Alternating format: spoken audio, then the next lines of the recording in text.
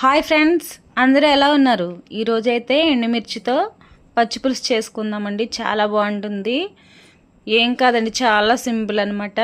ఎండుమిర్చిని వేపేసుకుని కొంచెం జీలకర్ర వేసుకుని కళ్ళుప్పు వేసేసి మెత్తగా మెదికేసుకోవాలండి. మెదుక్కున్నాక ఉల్లిపాయ ముక్కలు కూడా వేసుకుని చింతపండు రసం పోసేసుకోవాలండి. అంతే, ఎండుమిరకాయల పచ్చిపులుసు అయితే రెడీ అయిపోయింది. ఇందులోకి ఆమ్లెట్ కానీ లేదంటే చికెన్ ఫ్రై పీసులు కానీ బాగుంటాయండి.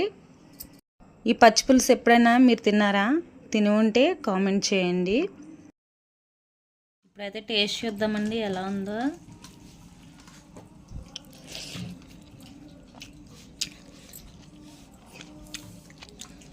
బా, ఎంత బాగుందండి, పుల్ల పుల్లగా కారం కారంగా.